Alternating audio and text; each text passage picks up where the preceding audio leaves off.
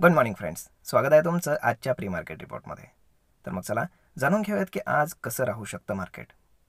मित्रांनो, तुम्ही काल पाहिलंच असेल की मार्केटमध्ये किती व्हॉलॅटिलिटी होती, प्रचंड व्हॉलॅटिलिटी. मार्केट किती खाली गेलं आणि त्यानंतर किती पुन्हा वर आलं, हे सगळंच अमेझिंग होतं.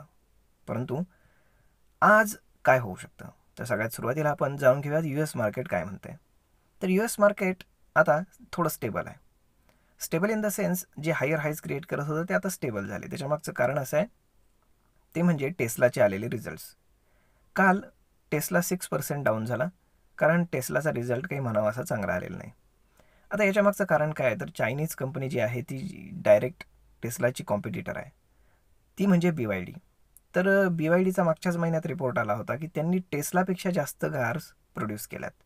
त्यामुळे एक गोष्ट तर साहजिक होती की हा रिझल्ट एक्सपेक्टेड होता आणि तसाच आलेला आहे. त्यामुळे त्याचा म्हणावा एवढा परिणाम तिथल्या मार्केटवरती झालेला नाही. आता राहिलं एशियन मार्केट, युरोपियन मार्केट, तर सगळे मार्केट मिक्स आहेत, काही अप काही डाऊन, पण नॉर्मल सिनेरिओ आहे. ह्याच्यामध्ये असं काही फार मोठं काळजी करण्यासारखं काहीच नाही. आता आपण येऊयात आपल्या मार्केटकडे. आपल्या मार्केटमध्ये जर आपण पाहिलं तर डॉलर जो आहे तर तो थोडासा स्ट्रगल करेल. त्यामुळे आज मार्केट थोडंसं स्थिर स्थावर होण्याचा प्रयत्न करेल असं मला वाटतं. कारण डॉलरसाठीचा जो डेटा आलेला आहे तर तो डॉलरच्या साठी निगेटिव्ह आहे. त्यामुळे आपला USD INR जर आपण पाहिला, जे करन्सी मार्केट फॉरेक्स मार्केटमध्ये काम करतात त्यांच्या लक्षात येईल की आज USD INR जो आहे तर तो डाऊन साईडला मूव्ह करू शकतो आणि याचा इंडियन रुपीला फायदा होऊ शकतो. म्हणजे जे काही IT स्टॉक्स वगैरे आहेत तर यांना याचा अल्टिमेट फायदा होईल. त्यानंतर आता टेक महिंद्राचा रिझल्ट काल आलेला आहे, तो एक्सपेक्टेशन प्रमाणेच आलेला आहे. फार चांगला नाही, परंतु वाईटही आलेला नाही, बऱ्यापैकी आला आहे. मग आता याला आज मार्केट कसं रिॲक्ट करतं ते जास्त महत्त्वाचं आहे. कारण सेकंड हाफमध्ये जेव्हा काल रिझल्ट आला तेव्हा तर स्टॉकनं चांगलं मुवमेंट दिलं आहे. परंतु स्टॉक जो काही रिसेंट हाय होता तर तो ब्रेक करून वरती बंद झालेला नाही. त्याच्या अगदी स्लाइटली थोडंसं मागच्या बाजूलाच बंद झालं आहे. परंतु आज जर त्यानं तो हाय ब्रेक केला तर तुम्हाला टेक महिंद्रामध्ये एक चांगली रॅली पाहायला मिळू शकते, ऑलमोस्ट 1550 ते 1600 रुपयापर्यंतच्या आसपास. कारण मध्ये त्याला कुठेही सपोर्ट नाही आहे किंवा त्याला रेजिस्टन्स नाही आहे असं आपण म्हणू शकतो. तर पाहूयात की आता रिझल्ट आलेत, त्यामुळे मार्केट नक्की कशा पद्धतीने त्याला रिॲक्ट करतं ते पाहणं गरजेचं आहे.